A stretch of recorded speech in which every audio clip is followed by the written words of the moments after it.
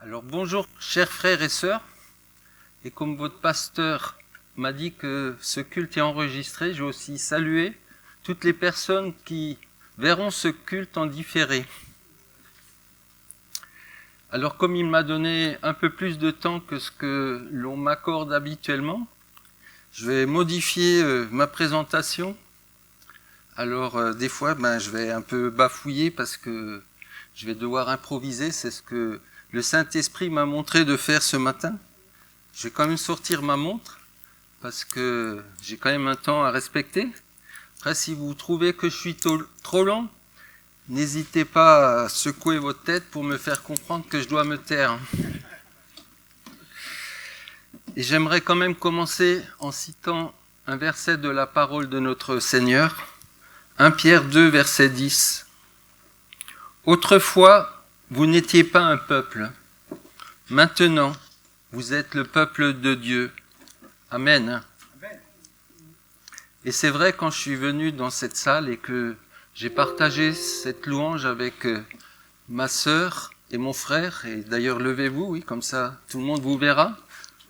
Donc Emmanuel et Chérifa, alors nous venons de la même ville, à Perpignan, mais nous ne sommes pas dans la même église. Mais nous faisons partie du même peuple de Dieu. Et c'est justement ce qui est merveilleux, c'est que partout où le nom de Jésus est élevé, partout où on adore l'Éternel, on est en famille. Et c'est merveilleux, la famille de Dieu.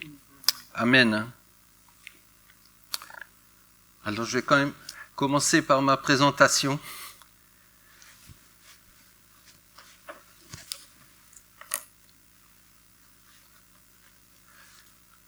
C'est un scandale. Regardez ce que mon fils a reçu à la sortie du lycée. Un Nouveau Testament? Ce n'est rien de grave, a dit le commissariat, le policier du commissariat. Et il a pris ce Nouveau Testament, l'a mis dans son tiroir. Et il y a Brigitte, qui est fraîchement nommée dans ce commissariat de Dunkerque. Je crois que ce n'est pas trop loin de chez vous. Voilà. Et elle a assisté à la scène. Et la présence de ce Nouveau Testament dans le bureau sera pour elle le déclic sur le chemin de sa conversion. Elle se fera baptiser quelque temps plus tard et elle gardera toujours ce Nouveau Testament dans son bureau en signe de témoignage. Alors, comme votre pasteur l'a dit, nous sommes venus pour vous amener des témoignages parce que nous sommes membres de l'Association internationale des Gédéons. Et ce matin, nous ne voulons pas mettre en avant ce que notre association fait, mais nous voulons vraiment mettre en avant ce que le Seigneur fait au travers de sa parole. Ainsi en est-il de ma parole qui sort de ma bouche. Elle ne retourne point à moi sans effet, sans avoir exécuté ma volonté et accompli mes desseins. Ésaïe 55, 11. En fait, nous sommes un peu comme vos missionnaires, vos envoyés, parce qu'en tant que membres de l'Association internationale des Gédéons, nous avons le privilège de pouvoir aller à des endroits où le plus souvent, en tant que membre d'une église, vous ne pouvez pas aller. Au cours d'une visite d'église comme celle-ci, Sam s'est approché à la fin du culte et il voulait lui dire qu'il avait reçu un Nouveau Testament, donc c'était des modèles un peu plus grands, alors qu'il était en prison. Transféré de cellule en cellule, parce que comme je pense qu'il n'était pas très docile où il était, donc il était transféré régulièrement. Et chaque fois, il y a un Nouveau Testament qui l'attendait sur le lit. Et au bout d'un moment, il s'est dit, « Dieu, tu me poursuis. Alors maintenant, je veux te connaître. » Et c'est là qu'il s'est mis à lire le Nouveau Testament. Et très rapidement, il s'est mis à genoux. Et Jésus est rentré dans son cœur. Aujourd'hui, Sam est libre et il est devenu pasteur auprès des jeunes. Oui, c'est merveilleux de voir ce que le Seigneur fait, même jusque dans les cellules des prisons. Alors l'œuvre a commencé aux États-Unis par 2 voyageurs de commerce. Alors c'était en 1898 et à l'époque, il n'y avait pas encore des grands hôtels comme aujourd'hui. Et ces 2 hommes sont arrivés en même temps à la réception et il n'y avait plus qu'une seule chambre de libre. Et alors le réceptionniste a dit, écoutez, si vous êtes d'accord, prenez la même chambre ensemble. Il faut préciser, ces 2 hommes bien sûr ne se connaissaient pas, mais ils ont accepté tous les 2. Et avant d'éteindre la lumière, un des 2 a dit à l'autre, j'ai promis à ma maman tous les soirs, avant de me mettre au lit, de lire ma Bible. Et l'autre a dit, mais il n'y a pas de souci, moi aussi je suis chrétien. Et donc c'est ensemble qu'ils ont fait leur culte en commun. Et ensuite c'est à genoux devant Dieu que le Seigneur leur a donné cette inspiration qui allait donner naissance l'année suivante à notre association. Et donc, comme vous l'avez compris, c'est au début uniquement dans les hôtels que les Gédéons distribuaient donc des Bibles. Au départ, c'était des Bibles. Depuis, c'est que des Nouveaux Testaments, mais nous les distribuons donc dans plusieurs langues. Donc, selon les pays, c'est pas toujours les mêmes langues. Mais aujourd'hui, l'œuvre s'est diversifiée.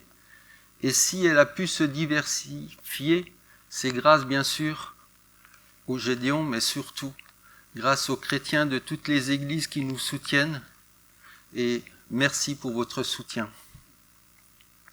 Et donc, aujourd'hui, nous pouvons distribuer des Nouveaux Testaments devant les établissements scolaires, mais nous pouvons également en distribuer auprès du corps médical et devant la police, les pompiers, les gendarmes et les militaires, et eux, ils ont même droit à une édition spéciale. Pascal est chauffeur routier. Il a rendez-vous dans un hôtel près de Toulouse avec une dame. Heureusement, la dame n'est pas venue. Et pour passer le temps, autrement que pour ce qui était prévu, Pascal attrape le livre bleu qui se trouvait là sur la table de chevet. Il ne savait pas ce que c'était, mais c'était justement un Nouveau Testament que les Gédéons ont placé dans cet hôtel. Et Pascal est étonné de ce qu'il découvre. Étonné, mais intéressé. Alors, il emporte le Nouveau Testament avec lui. Pascal fait régulièrement la route avec un collègue, et se trouve ce collègue est chrétien. Apparemment, il devait être timide parce que Pascal ne savait pas qu'il était chrétien. Mais le Seigneur fait bien les choses. Et puis, je ne sais pas dans quelles circonstances, mais Pascal a posé des questions à son collègue de travail. Parce qu'en fait, il se posait plein de questions suite à la lecture du Nouveau Testament. Et donc, son collègue, il répondait. Et Pascal, qui avait vraiment une soif de connaître, il a fini ainsi par accepter Jésus dans son cœur. Alors, les Gédéons sont surtout connus par l'action des hommes, et ça tombe bien qu'aujourd'hui, ce soit le jour de la fête des mamans, mais nos épouses travaillent aussi avec nous, donc elles ont le titre d'auxiliaire, mais si on réfléchit bien ce qu'est une auxiliaire, en fait c'est une aide.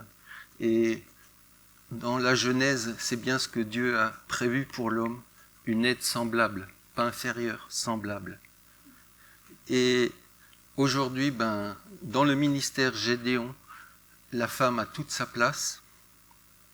Et elles ont, en plus de ce qu'on fait en commun, donc elles nous assistent également bien sûr dans les distributions, mais surtout elles vont avec nous dans les maisons de retraite où nous avons des Nouveaux Testaments à gros caractère.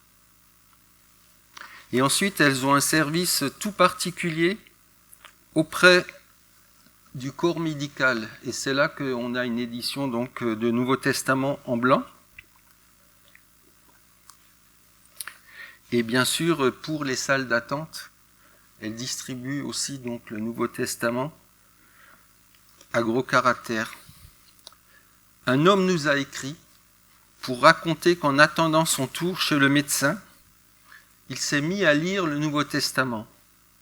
Sa lecture l'a beaucoup intéressé et finalement l'a convaincu de pécher. Seul dans la salle d'attente, il a demandé à Jésus d'entrer dans son cœur.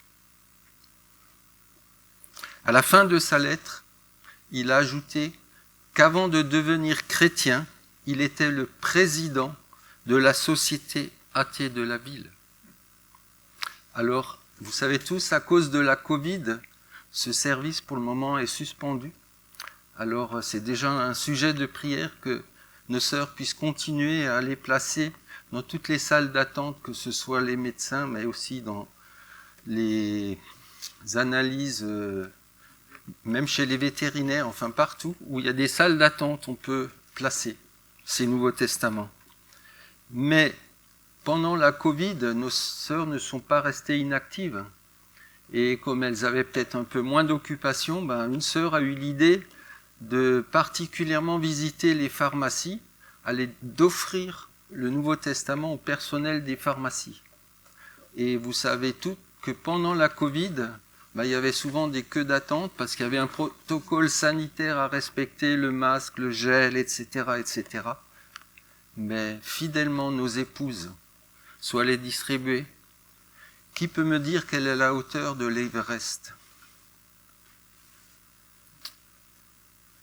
Allez, 8848 mètres. Et l'objectif était de... Au départ, ils se sont contentés du Mont Blanc. Mais comme ça marchait, ils ont monté le niveau. Et donc, à la fin de la Covid, 8848 petits blancs ont été offerts au personnel qui travaille dans les pharmacies en France.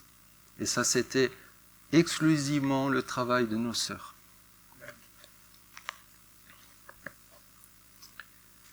Alors, comme je suis alsacien, je vais vous raconter un témoignage qui nous vient d'Alsace. Je ne vais pas prendre l'accent, vous n'allez peut-être pas me comprendre. André ne lisait jamais. Il a passé toute sa vie à travailler. Il était menuisier. À 80 ans, il fait une cure à Niederbronn-les-Bains, en Alsace. Et le soir, il se trouve seul dans sa chambre. Et n'ayant rien à faire, il a pris le Nouveau Testament qui était là, placé par les Gédéons.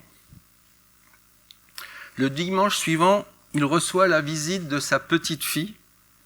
Et avant de repartir, elle lui demande, parce que le dimanche suivant, André avait son anniversaire. « Papy, qu'est-ce que je peux t'acheter pour ton anniversaire ?» Et là, à la surprise de sa petite fille, André lui répond « Ce qui me ferait plaisir, c'est que tu m'achètes une Bible. » Depuis, André va tous les dimanches avec sa petite fille à l'église. À ce jour, le Seigneur a permis que plus de 2,4 milliards de Nouveaux Testaments aient pu être offerts dans le monde. Mais une fois encore, si cela a été possible, c'est grâce, bien sûr, au travail des Gédéons, mais ce travail n'aurait jamais été possible sans le soutien des églises. Donc, soutien financier, oui, mais surtout le soutien par la prière. Alors, une fois encore, merci pour votre aide. Rien n'est impossible à Dieu. Le croyez-vous ? Amen. Oui. Un Gédéon répète cette phrase à chaque prisonnier à qui il tend un Nouveau Testament. Un détenu très sceptique lui répond « Ton petit livre ne va rien changer pour moi. Je vais bientôt être exécuté. » Donc ce témoignage, vous l'aurez compris, n'est pas français. Il nous vient du Kenya, la peine de mort n'étant plus en vigueur en France. Le Gédéon répète avec conviction « Je te le dis, Rien n'est impossible à Dieu. Surpris par son assurance, le détenu accepte le Nouveau Testament. 2 ans plus tard, le même Gédéon se promène dans une rue de la ville, et là, dans le dos, quelqu'un l'accoste et lui dit « Vous me reconnaissez ?» Non. Ben, souvenez-vous, il y a 2 ans, j'étais en prison et vous êtes venu m'offrir ce petit Nouveau Testament. Je l'ai lu. Dieu a changé mon cœur. Les gardiens s'en sont aperçus et l'ont dit aux directeurs qui ont demandé la révision de mon procès. Et là, coup de théâtre. Parce que lui, il était rebelle en prison, partout, il proclamait son innocence. Coup de théâtre, le vrai coupable a été démasqué. Je suis libre, je suis sorti aujourd'hui, et vous êtes la première personne que je rencontre. Il y a un hasard, mais avec un grand D. Alléluia. Rien n'est impossible à Dieu. Amen. Alors peut-être que vous vous posez la question, comment je peux vous aider? Qu'est-ce que le Seigneur attend de moi? Alors je me répète peut-être, mais quand vous priez, vous faites mouvoir le bras de Dieu. Et cela pour le salut de milliers d'âmes. Je vous ai dit, 2,4 milliards de Nouveaux Testaments ont été distribués. Certains sont peut-être partis dans des poubelles. D'autres sont partis dans des greniers. Je ne veux pas quand même m'étendre de trop, mais on a un témoignage d'un petit bleu qui a été reçu par un arrière-grand-père qui a été mis dans une malle. Et dans la période des fêtes de Noël, cet adolescent est allé fouiller dans le grenier à trouver un Nouveau Testament et s'est converti. Donc, on ne sait pas toujours ce que devient nos Nouveaux Testaments, mais on fait confiance au Seigneur pour qu'ils arrivent au bon moment. Il y a un témoignage aussi, c'est un hélicoptère de la gendarmerie, et puis il y avait un Nouveau Testament et la porte était ouverte et par une manœuvre de l'hélicoptère, le Nouveau Testament est sorti et est tombé. Et cet homme avait une femme chrétienne et il refusait de l'accompagner à l'église. Et il a dit, le jour où le Seigneur fera un signe que pour moi, je t'accompagnerai à l'église. Et je crois même qu'il a précisé, ce signe doit venir du ciel. Et ce Nouveau Testament est tombé sur sa tête. Et lui, il n'avait pas vu l'hélicoptère, parce qu'un Nouveau Testament qui s'ouvre, il met du temps à descendre. Donc lui, dans sa tête, il croyait vraiment que ce Nouveau Testament, c'est Dieu qui l'a fait tomber du ciel. Alors comment nous aider? Quand vous donnez à l'association, c'est autant de Nouveaux Testaments achetés et donnés là où le Seigneur les destine. Et ce sont des Brigitte, des Sam, des André qui vont pouvoir découvrir le salut au travers de ces Nouveaux Testaments. Chaque euro que vous donnez sera un Nouveau Testament de distribuer. Tous les dons que nous recevons servent exclusivement à imprimer les Nouveaux Testaments. Tous les autres frais, c'est les Gédéons qui les assument. Alors, il y a plusieurs manières de nous aider. Donc, vous pouvez le faire aujourd'hui même, vous pouvez le faire de manière régulière. Mais il y a encore une autre manière de faire. Ouais, je l'ai là. Nous avons des petites cartes. Alors, dans toutes les circonstances, on peut utiliser ces cartes. Mais particulièrement, on est un jour de joie, mais la mort pour un chrétien, c'est aussi un jour de joie parce que c'est la fin de son voyage et il rentre dans la gloire auprès de notre Seigneur. Et souvent les chrétiens, ils préfèrent, plutôt qu'on offre des fleurs qui vont se faner, qu'on fasse un don à une œuvre, à une mission. Donc au travers de ces cartes, vous pouvez faire une offrande, et à ce moment-là, donc, il y aura des Nouveaux Testaments qui seront imprimés à la mémoire du défunt. Mais bien sûr, il y a d'autres circonstances où on peut faire la même chose.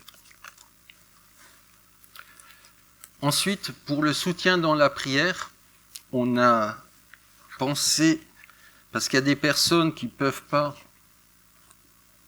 ou qui ne sont pas appelées à être Gédéon, mais tout le monde peut nous soutenir. Et donc, on a une petite brochure qu'on a intitulée « Les Amis des Gédéons ». Et donc, en vous inscrivant, ceux qui ont Internet peuvent s'inscrire donc par mail.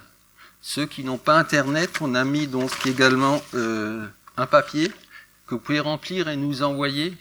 Et à ce moment-là, vous aurez donc tous les trimestres ce papier qui viendra chez vous, où vous aurez donc les sujets de prière, des actions que nous allons faire, et bien sûr quelques témoignages, les résultats de ce qui a été fait.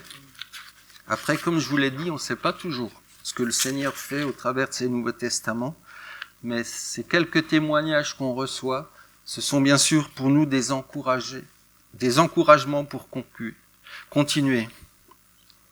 Pour ceux qui voyagent, quand vous allez dans un hôtel, et si vous trouvez un Nouveau Testament, félicitez l'hôtelier.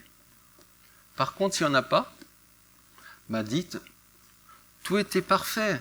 On a passé un séjour agréable, mais une déception. On n'a pas trouvé de Nouveau Testament chez vous. Et dites à l'hôtelier qu'il peut en avoir gratuitement pour lui auprès de notre association. En France, l'œuvre a commencé en 1963. Aujourd'hui, il y a 56 groupes en France. Donc chaque groupe couvre à peu près 2 départements. Donc nous habitons les Pyrénées-Atlantiques, mais notre groupe s'appelle Oriental. Oh là là. Voilà, je parle sans note, donc mais comme je suis alsacien, donc, et que j'ai parlé d'un témoignage en Alsace,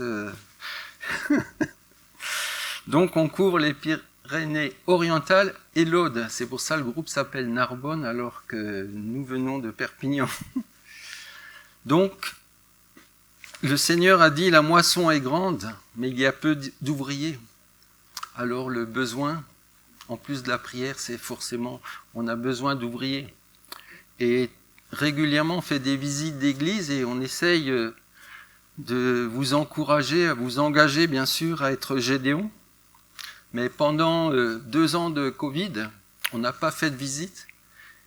Et malheureusement, il y a eu pas mal de décès. Il y a des personnes qui ont vieilli, qui n'ont plus la force pour être Gédéon. Donc, dans ces 2 années, on a perdu, je crois, 193 Gédéons.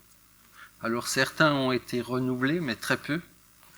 Donc, alors que nous étions à peu près 1100 Gédéons, aujourd'hui, on est 987, quelque chose comme ça. Donc, en plus de la prière, ce qu'on a vraiment besoin, c'est des ouvriers qui viennent. Alors, pour conclure, un témoignage qui n'est pas dans les livres, c'est un témoignage que j'ai vécu personnellement il y a 3 semaines de cela, parce que si je suis engagé dans le ministère Gédéon, je suis aussi engagé, d'ailleurs tout comme mon frère, et j'ai oublié de préciser une chose, que mon frère est également visiteur de prison, et il a aussi, avec donc la personne qui va avec lui, qui est donc... je ne donne pas son titre, mais sinon il y va comme aumônier de prison. Et donc il y a un prisonnier qui s'est converti, bien sûr par ce qui a été dit, mais aussi par la lecture du Nouveau Testament. Et une fois qu'il a été libéré, il est venu rejoindre l'assemblée de notre frère et s'est fait baptiser. Donc moi j'étais donc avec plusieurs membres de notre église sortis pour aller inviter les gens à des réunions, parce que le dimanche après-midi, on fait des réunions de découverte de l'Évangile, et on a l'habitude d'offrir ça. Et donc, j'allais C'était un jour pluvieux, mais la pluie s'est arrêtée, on a pris avant. Et on est allé à un tout petit marché à Saint-Cyprien. Il n'y avait encore pas les touristes. Et puis la femme était là seule, elle attendait que quelqu'un vienne. Donc je suis allé chez elle, je lui ai proposé ça, elle regarde, et je la vois intéressée. Et alors, ben oui, je suis Gédéon, et je sors le petit bleu de ma poche pour lui offrir. Et là, elle me regarde et elle dit, « Je ne savais pas que le Seigneur répond si vite aux prières. » Là, c'est mon tour d'avoir les yeux comme ça. Et elle me dit, « Ce matin même, j'avais ma fille au téléphone et je lui ai fait part de mon désir de recevoir une Bible. Je n'avais plus besoin de parler. Elle avait compris que le Seigneur la voulait dans son royaume. » Je regarde ma montre, il reste combien de temps ?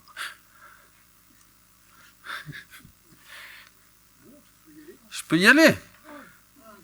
Prenez un risque, pasteur. Amen, hein, amen.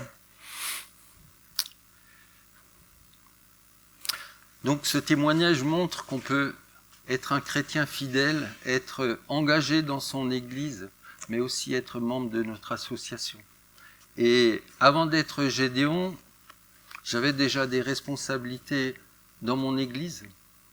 Et depuis que je suis Gédéon, donc le pasteur, il m'a donné la responsabilité d'organiser toutes les sorties d'évangélisation dans la rue. Parce qu'il s'est rendu compte qu'un Gédéon, il est motivé à l'évangélisation. Et surtout, on se rencontre tous les mois et on fait de l'exhortation et on donne des conseils comment témoigner dans la rue. Parce que le seul et unique but de l'association, c'est de gagner des âmes à Christ par la diffusion de sa parole et par le témoignage personnel. Donc toutes les exhortations qu'on fait, elles vont toujours dans ce sens.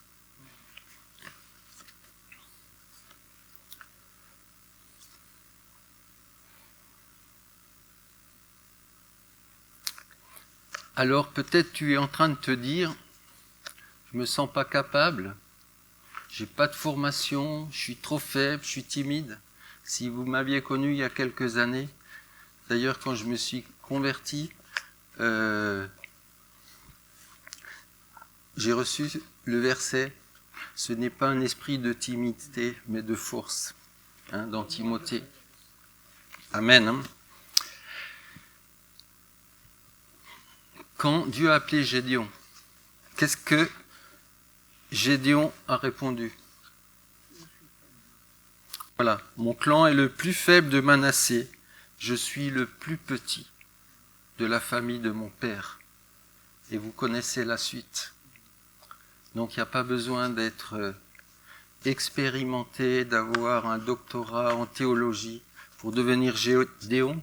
Et je dirais même que c'est une condition pour ne pas l'être.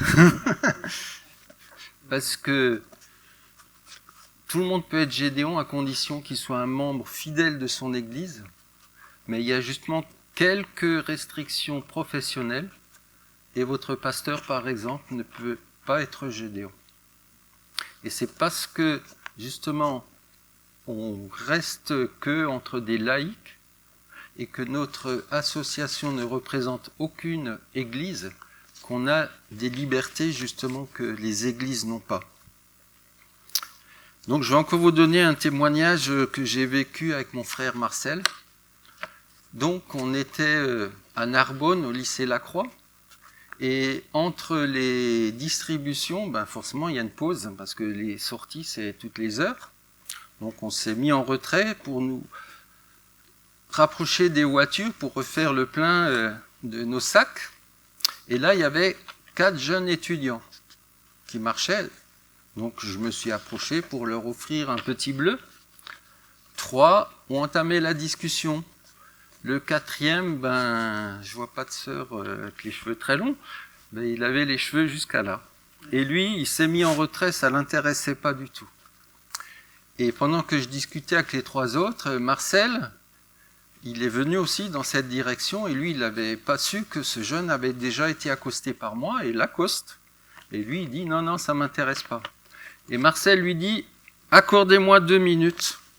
Et là, il lui dit, quand il était à Paris, il a fait une distribution à la Sorbonne, et là, il y avait un étudiant qui passait, il lui propose un Nouveau Testament qui lui aussi refusait, et il lui a dit, Dieu veut te parler personnellement par ce livre. Et l'étudiant a dit, donc si j'ouvre ce livre, Dieu va me dire quelque chose. Et Marcel a dit oui. Et l'étudiant, il ouvre, il ferme, il met en poche et il part. Marcel se dit, il y a des gens un peu bizarres quand même. Donc c'est ce qu'il a dit à notre étudiant à Narbonne. Et là, l'étudiant à Narbonne dit donc, si je prends votre Nouveau Testament, Dieu va me parler. Et Marcel, il redit strictement la même chose. Mais seulement, qu'est-ce que ce jeune a fait, parce qu'il était un peu fanfaron, au lieu de lire à haute voix, il a lu, au lieu de lire à voix basse, il a lu à haute voix. Et là, il lit dans 1 Corinthiens 11, 14, « La nature elle-même ne vous enseigne-t-elle pas que c'est une honte pour porter des cheveux longs ?» Oui, vous pouvez rire. Tous les 3 étudiants, c'est ce qu'ils ont fait.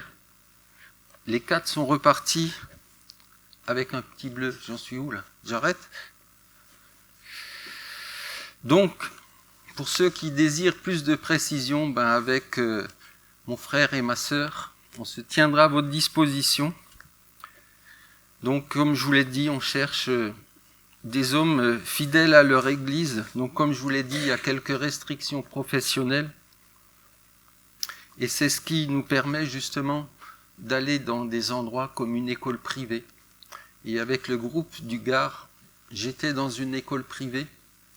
Et donc, on a 1 heure pour présenter la Bible. Donc, bien sûr, l'approche est d'abord culturelle, mais après, on fait lire Jean 3,16. Et une jeune collégienne, à la fin, devant moi, elle a mis son nom et daté son engagement de vouloir marcher avec Jésus. Alors que le Seigneur soit loué pour tout ce qu'il fait au travers de sa parole.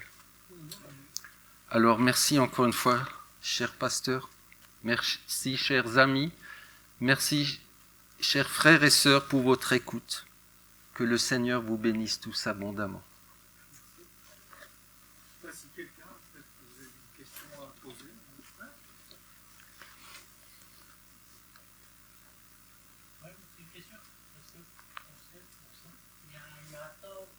Il y a eu un temps où, par exemple, quand on faisait des organisations, on ne pouvait pas, c'était interdit d'aller à la porte des écoles pour donner, par exemple, des traités pour habiter, tout ça.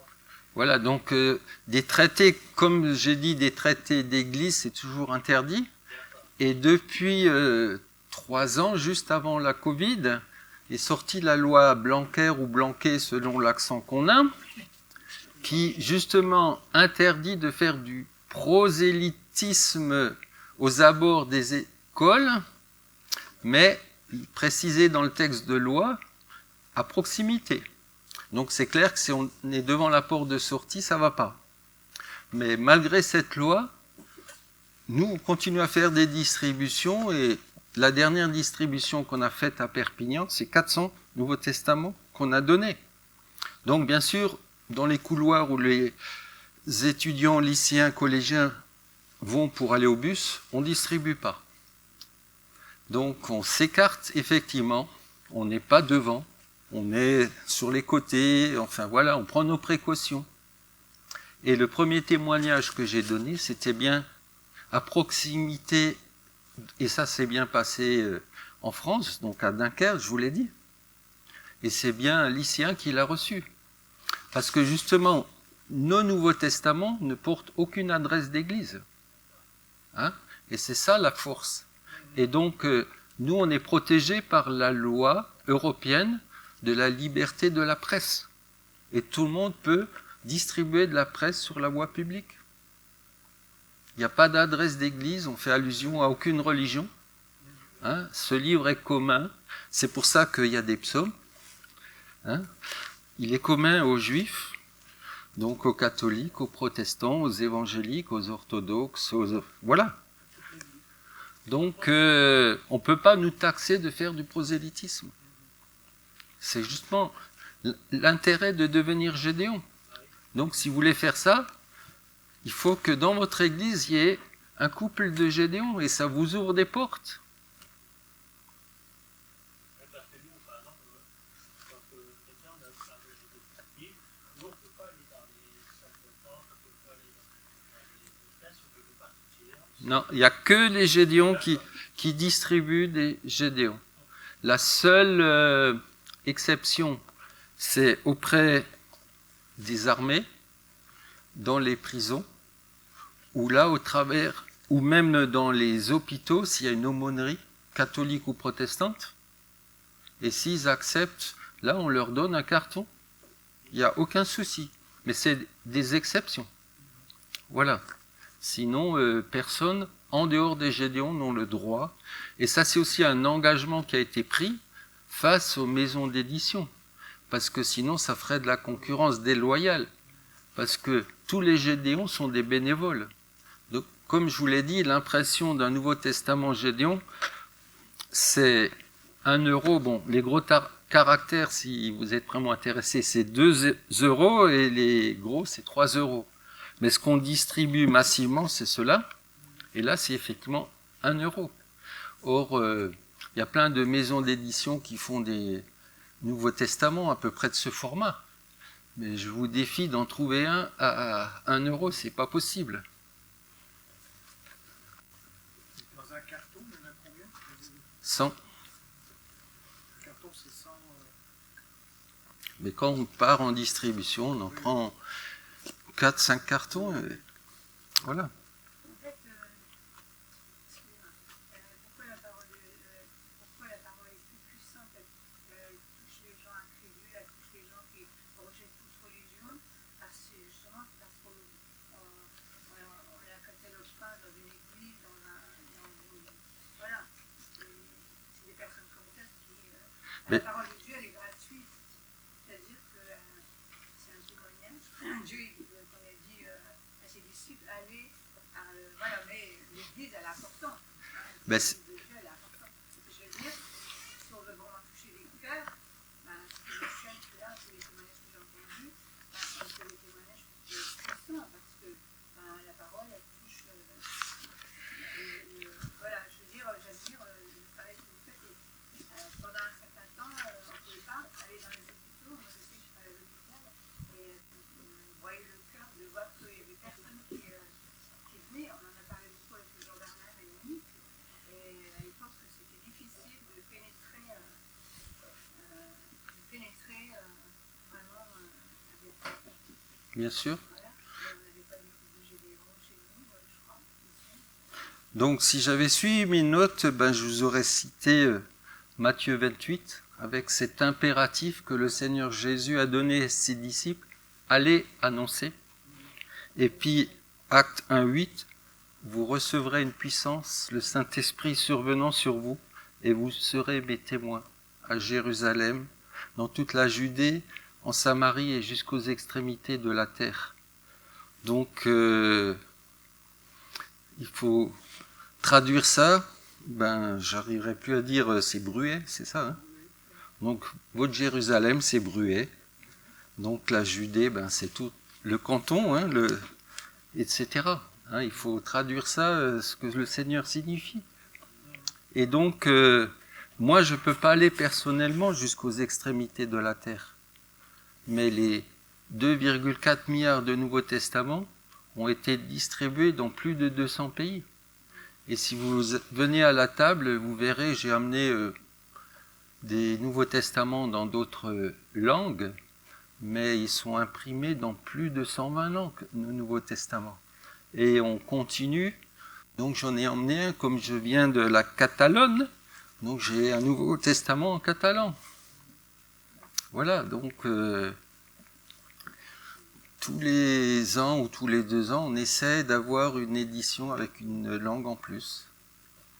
Et c'est vraiment, bon, je ne veux pas faire de la prédication, je pense que c'est plutôt le rôle de votre pasteur, mais personnellement, ça fait partie des signes et des prophéties. Et quand on prendra la Sainte Seine, on se souvient bien sûr de ce que le Seigneur a accompli à la croix, mais on confesse aussi que le Seigneur va revenir. Et il reviendra quand ? Quand sa parole aura été proclamée jusqu'aux extrémités de la terre, pas avant.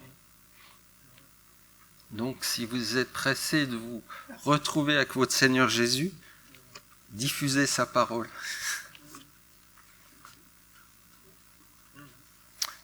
Je vous ai prévenu, si vous me laissez du temps, je le prends.